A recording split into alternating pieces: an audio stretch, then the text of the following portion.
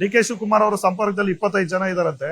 ತಮ್ಮ ಸಂಪರ್ಕದಲ್ಲಿ ಒಂದು ಸಿಂಗಲ್ ಡಿಜಿಟ್ ಡಬಲ್ ಡಿಜಿಟ್ ಇದು?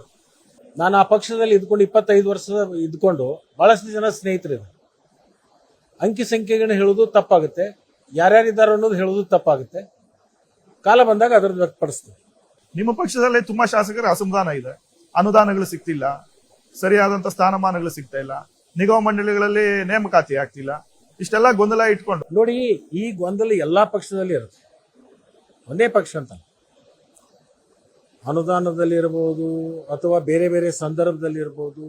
ನಾನು ಹಿಂದೆ ಅದೇ ಪಕ್ಷದಲ್ಲಿದ್ದಂಥ ಸಂದರ್ಭದಲ್ಲಿ ಅಪೆಂಡಿಕ್ಸ್ ಬುಕ್ಕೇ ಪ್ರಿಂಟ್ ಆಗಲಿಲ್ಲ,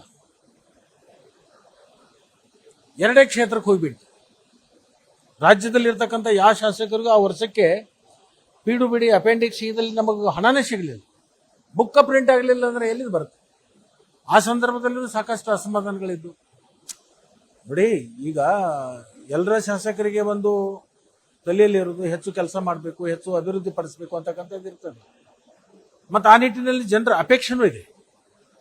ಜನರ ಅಪೇಕ್ಷೆ ಜಾಸ್ತಿ ಇರೋದ್ರಿಂದ ಆ ಅಪೇಕ್ಷೆಗೆ ಅನುಗುಣವಾಗಿ ನಾವು ಶಾಸಕರು ಕಾರ್ಯಗಳನ್ನು ಮಾಡಬೇಕಾಗುತ್ತೆ. ನಮ್ಮ ಆಶೆಗೆ ಮಿತಿ ಇರೋದಿಲ್ಲ. ಅದಕ್ಕೆ ಅನುದಾನದಲ್ಲಿ ಸ್ವಲ್ಪ ವ್ಯತ್ಯಾಸ ಆದಾಗ ಸ್ವಲ್ಪ ಮಟ್ಟಿಗೆ ಅಸಮಾಧಾನಗಳು. ತಮ್ಮ ಕ್ಷೇತ್ರಕ್ಕೆ ಅನುದಾನ ಬರ್ತಿದೆಯಾ? ಕೊಟ್ಟಿದ್ದಾರೆ. ಸುಮಾರು 2,000 ಕೋಟಿಯಷ್ಟು ನನ್ನ ಕ್ಷೇತ್ರಕ್ಕೆ ಅನುದಾನ ಬಂದಿದೆ. ನೀರಾವರಿ ಯೋಜನೆಗೆ ಸುಮಾರು 1,600 ಕೋಟಿ, ಕುಡಿ ನೀರಿನ 4 ಪ್ರಾಜೆಕ್ಟು, ಆಮೇಲೆ ರಸ್ತೆಗಳು, ಆಮೇಲೆ ವೆಟರ್ನರಿ ಮೆಡಿಕಲ್ ಕಾಲೇಜ್ ಸುಮಾರು 80 ಕೋಟಿ ರೂಪಾಯಿಗಳು, ಅನೇಕ ವಿಧವಾಗಿರ್ತಕ್ಕಂಥ ಯೋಜನೆಗಳಿಗೆ ನನಗೆ ಹಣ ಕೊಟ್ಟಿದ್ದೆ. ಸಿದ್ದರಾಮಯ್ಯನವರ ವಿರುದ್ಧ ಮುಡಾ ಹಗರಣ ಆರೋಪ, ಇಡಿ ಎಂಟ್ರಿ, ಸಿದ್ದರಾಮಯ್ಯನವರನ್ನ ಕೆಳಗಿಳಿಸ್ತಕ್ಕಂಥ ಅಥವಾ ರಾಜೀನಾಮೆ ಕೊಡಿಸ್ತಕ್ಕಂಥ ಒಂದು ಪ್ರಯತ್ನಗಳು, ಅವರನ್ನ ಜೈಲಿಗೆ ಹಾಕ್ತಕ್ಕಂಥ ಒಂದು ಪ್ರಯತ್ನಗಳು ಮುಗಿದು ಹೋಗಿರ್ತಕ್ಕಂಥ ವಿಷಯ. ಇವತ್ತು ವಿರೋಧ ಪಕ್ಷದವರು ಕೂಡ ಅವರಿಗೆ ಅರ್ಥ ಆಗಿದೆ, ಇದರಲ್ಲಿ ಏನು ಹುರುಳಿಲ್ಲ, ನಾವು ಮಾಡಿರ್ತಕ್ಕಂಥ ಅಪಾದನೆ ಸತ್ಯ ಅಲ್ಲ ಅನ್ನೋದು ಅವರಿಗೆ ಮನವರಿಕೆ ಆದ. ಈ ಅಧಿವೇಶನದಲ್ಲಿ ಏನಾದ್ರೂ ಚರ್ಚೆ ಮಾಡ್ರೇನೋ ಇಲ್ಲ ಅಂದ್ರೆ ಅವ್ರಿಗೆ ಮನವರಿಕೆ ಆಗಿದೆ, ಇದರಲ್ಲಿ ಏನು ಹುರುಳಿಲ್ಲ, ಇದರಲ್ಲಿ ಸುಮ್ಮನೆ ನಾವು ಇದನ್ನ ಕೆದಕ್ತಾ ಇದ್ದೀವಿ ಅಂತ. ಅದರಿಂದ ಯಾವುದೂ ಪ್ರಯೋಜನ ಆಗಲ್ಲ, ಅದು ಏನು ಅದರದ್ದು ಧಕ್ಕೆನೂ ಇಲ್ಲ. ಇಡಿ ಅವರು ಈಗಾಗಲೇ ಲೋಕಾಯುಕ್ತಕ್ಕೆ ಪತ್ರ ಬರೆದು ಬಿಟ್ಟಿದ್ದಾರೆ.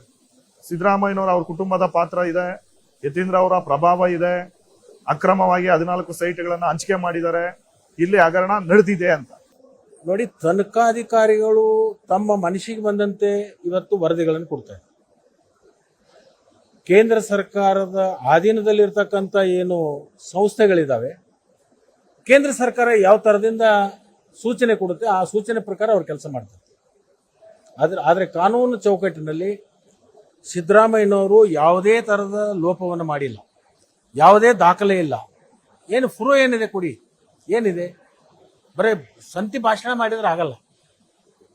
ಎಲ್ಲಾದರೂ ತಮ್ಮ ಧರ್ಮಪತ್ನಿಗೆ ಇಂಥ ಸೈಟ್ ಕೊಡ್ರಿ ಅಂತ ಹೇಳಿ ಒಂದು ಪತ್ರ ಬರೆದದ್ದು ದಾಖಲೆ ಇದೆಯಾ? ಅಥವಾ ಯಾರಿಗೇನೋ ಫೋನ್ ಮಾಡಿ ಹೇಳಿದಿರ್ತಕ್ಕಂಥ ದಾಖಲೆ ಇದೆಯಾ? ಅಥವಾ ಯಾವ್ದಾರ ಅಧಿಕಾರಿನ ಕರೆದು ಅವ್ರ ಮೇಲೆ ದಬ್ಬಾಳಿಕೆ ಮಾಡಿ ಅಥವಾ ಅವ್ರ ಮೇಲೆ ಒತ್ತಡ ಹಾಕಿ ಇದಾಗಲೇಬೇಕು ಅಂತ ಏನಾದ್ರು ಮಾಡಿದ್ದು ಉದಾಹರಣೆಗಳಿದಾವ? ಸುಮ್ಮನೆ ಯಾವುದೋ ಅಪಾದನೆ ಮಾಡ್ಬೇಕಷ್ಟೇ. ಮುಂದೆ ಒಂದ್ ವೇಳೆ ಬಿಜೆಪಿ ಪಕ್ಷಕ್ಕೆ ಹೋಗ್ತಕ್ಕಂಥ ಅನಿವಾರ್ಯ ಮತ್ತೆ ಬಂದ್ರೆ ಆ ಪ್ರಸಂಗ ನನ್ನ ಮುಂದೆ ಬರಲ್ಲ. ಯಾಕಂತಂದ್ರೆ ನಾನೀಗ ಕಾಂಗ್ರೆಸ್ ಪಕ್ಷದ ಶಾಸಕನಾಗಿ ಒಳ್ಳೆ ಕೆಲಸ ಮಾಡ್ತಾ ಇದ್ದೀನಿ, ಮುಂದೂ ಮಾಡತಕ್ಕಂಥದ್ದಿದೆ. ಮುಂದೂ ಕೂಡ ಈ ಪಕ್ಷವನ್ನ ಬಲಾಢ್ಯವಾಗಿ ಕಟ್ಟಬೇಕು ಅಂತಕ್ಕಂಥ ಒಂದು ಕನಸನ್ನು ಇಟ್ಕೊಂಡು ಬಂದಿರತಕ್ಕಂಥ, ಇನ್ನೂ ಬಲಾಢ್ಯವಾಗಿ ಪಕ್ಷ ಕಟ್ಟಬೇಕು ಅಂತಕ್ಕಂಥದ್ರಲ್ಲಿ ನಾನು ಒಬ್ಬನು. ಹೀಗಾಗಿ ಆ ಪ್ರಶ್ನೆ ನನ್ನ ಮುಂದೆ ಬರೋಲ್ಲ. ಅಲ್ಲಿದ್ದವರನ್ನೇ ಈಗ ಬಿಟ್ಟು ಹೊರಗಡೆ ಬರಬೇಕು ಅಂತಕ್ಕಂಥ ಚಿಂತನೆ ಮಾಡುವಾಗ ನಾನು ಇಲ್ಲಿ ಇದ್ಕೊಂಡು ಅಲ್ಲಿ ಹೋಗ್ಲಿಕ್ಕೆ ಹೆಂಗೆ ಸಾಧ್ಯ ಇದೆ? ನಿಮಗೆ ಮುಂದೆ ಒಳ್ಳೆ ಸಚಿವ ಸ್ಥಾನ ಸಿಗುತ್ತೆ ಅನ್ನೋ ವಿಶ್ವಾಸ ಇದೆಯಾ ಸರ್?